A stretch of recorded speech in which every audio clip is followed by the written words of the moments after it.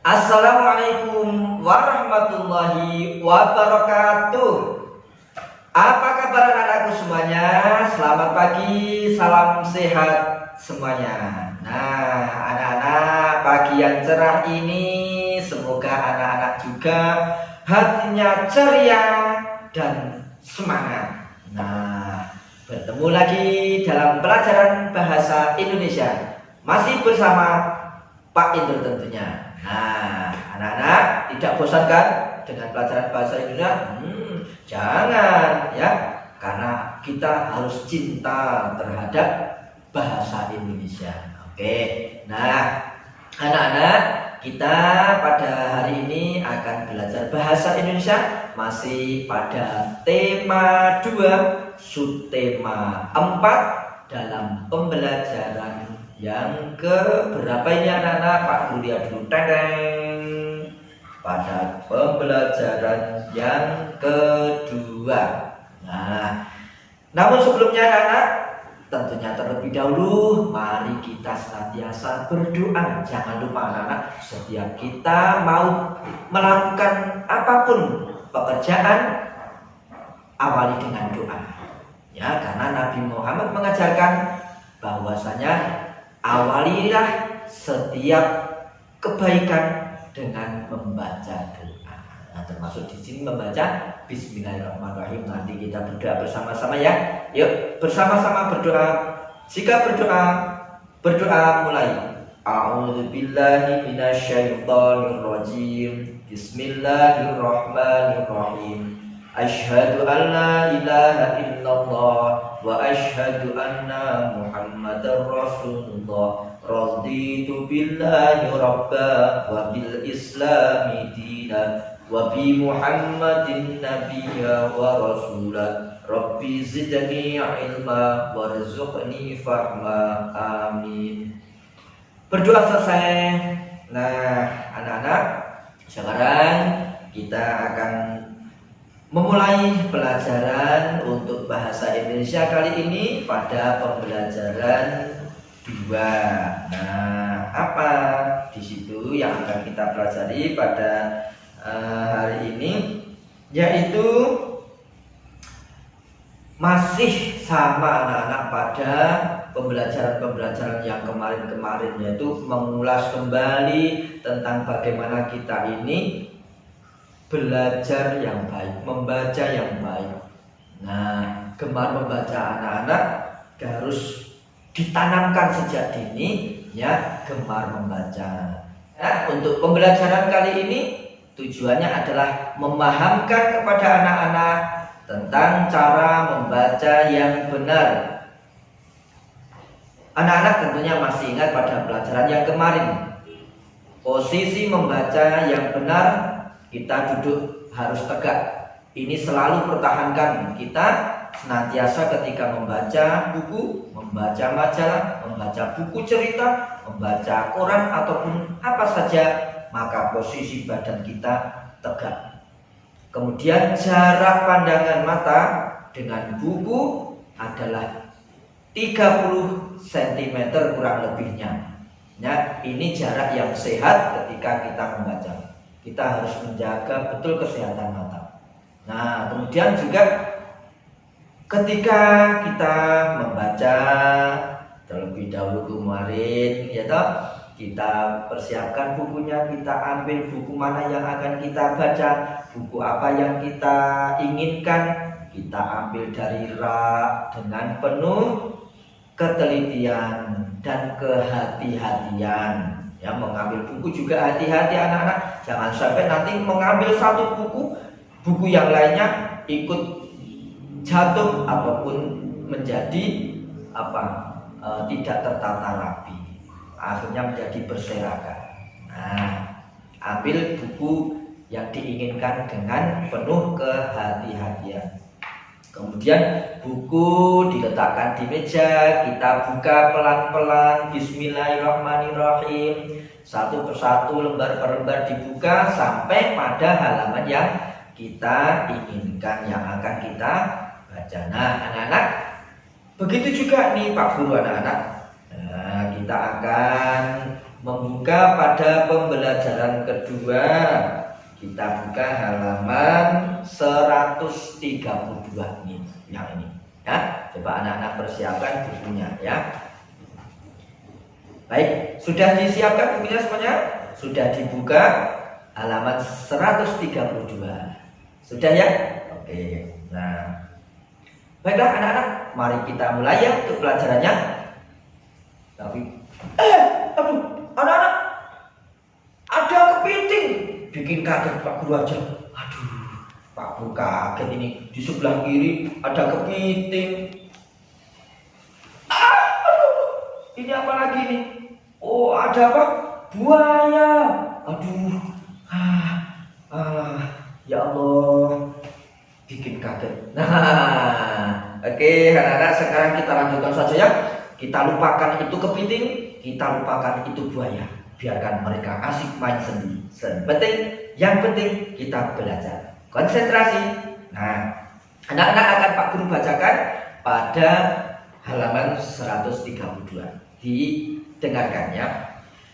Ayah dan ibu menyuruh kita untuk belajar di rumah. Guru menyuruh kita tertib di dalam kelas. Perintah atau suruhan orang tua dan guru harus diikuti.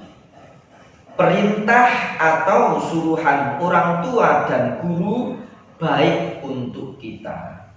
Nah, itu bacaannya anak-anak. Jadi dalam bacaan ini menerangkan bahwa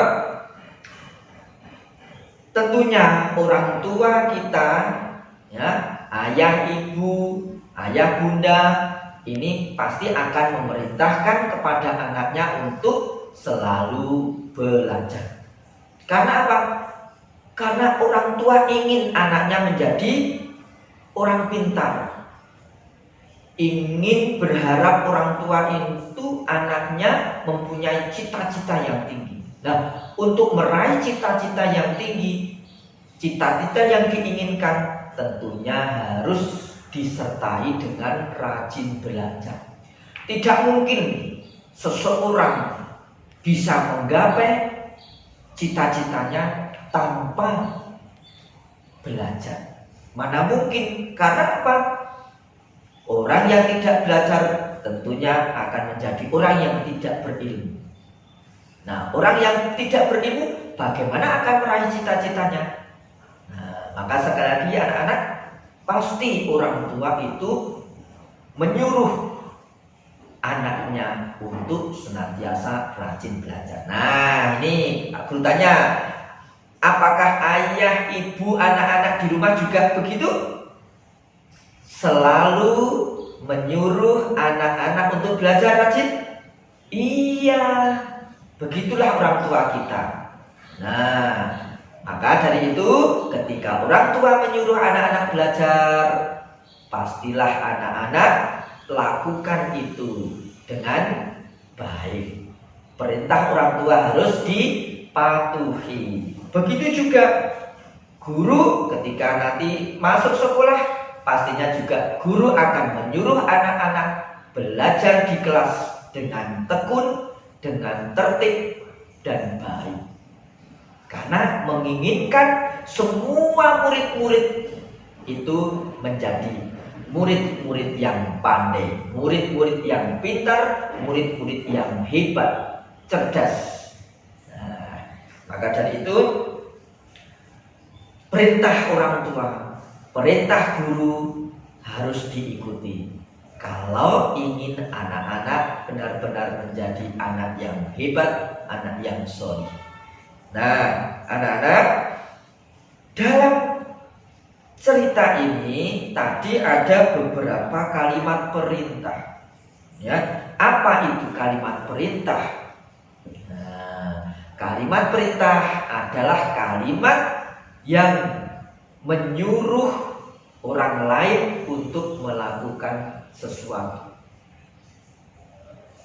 Nah, pada kalimat perintah itu biasanya bisa berisi suruhan atau larangan. Sekali lagi Pak Guru sampaikan kalimat perintah itu bisa berisi suruhan atau menyuruh dan juga bisa berisi tentang larangan.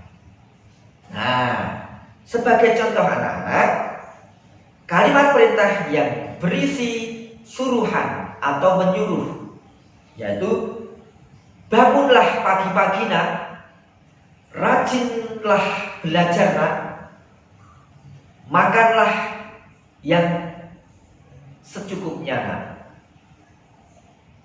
mandilah segera karena hari sudah pagi. Nah, itu contoh-contoh kalimat perintah yang berisi menyuruh anaknya belajar, menyuruh anaknya makan, menyuruh anaknya mandi, dan sebagainya. Nah, tanda-tandanya kalimat perintah yang berisi suruhan atau menyuruh yaitu kata dasar, kata perintah atau kata kerja ditambahi kata lah. Contohnya bangun ditambahlah bangunlah, duduk, kata duduk ditambahi kata lah duduklah, kemudian makan, kata makan ditambah dengan kata lah makanlah, mandi ditambah dengan lah mandilah, kata belajar, kata kerja belajar ditambahi dengan kata lah menjadi belajarlah. Nah, masih banyak lagi contoh-contoh yang lain. Nanti anak-anak bisa mencari sendiri. Nah, itu kalimat perintah yang berisi suruhan, berarti menyuruh orang untuk melakukan apa yang diperintahkan. Duduklah berarti menyuruh untuk duduk, makanlah berarti menyuruh untuk makan, mandilah berarti menyuruh untuk mandi. Untuk selanjutnya, kalimat perintah yang berisi larangan atau melarang untuk melakukan sesuatu. Sebagai contoh, kalimat larangan itu biasanya menggunakan kata jangan. Contoh, jangan membuang sampah sembarangan. Jangan letakkan buku sembarangan. Jangan makan terlalu banyak. Jangan banyak tidur karena akan menjadi malas. Jangan minum yang panas karena nanti tidak akan sakit. Jangan membaca terlalu dekat dengan buku, misalkan. Nah, jadi contoh kalimat larangan dengan kata jangan. Ya, ciri-cirinya ada kata jangan. Itu kata perintah yang berisi larangan. Nah, itu anak-anak sebagai contoh nanti di situ ya pada halaman 132 ini di situ ya dilihat di buku itu ada pada kotak yang warna hijau itu ada contoh-contohnya ya. Ini nomor 1, jangan tidur terlalu malam. Nomor 2, bacalah doa sebelum belajar. 3, selesai membaca letakkan kembali buku di rak buku. 4, jangan biasakan duduk membungkuk. 5, jangan ribut di perpustakaan. 6, bacalah buku di tempat yang terang. Nah, kalau tadi Pak Guru sudah mencontohkan ya kalimat larang, kalimat perintah yang berisi suruhan atau menyuruh itu kata kerja ditambah kata lah dan juga bisa ditambah dengan kata kan. Contoh, bukakan pintu itu. Nah, terus kemudian gambar. Coba gambarkan buah apel. Nah, menyuruh untuk menggambar buah apel. Dan seterusnya. Ya, itu anak-anak contoh-contoh kalimat perintah. Ya. Jadi demikian anak-anak untuk pelajaran hari ini. Semoga anak-anak bisa memahami, mengerti, dan bisa mencoba untuk membuat contoh-contoh tentang kalimat perintah. Pak Guru akhiri, Assalamualaikum warahmatullahi wabarakatuh.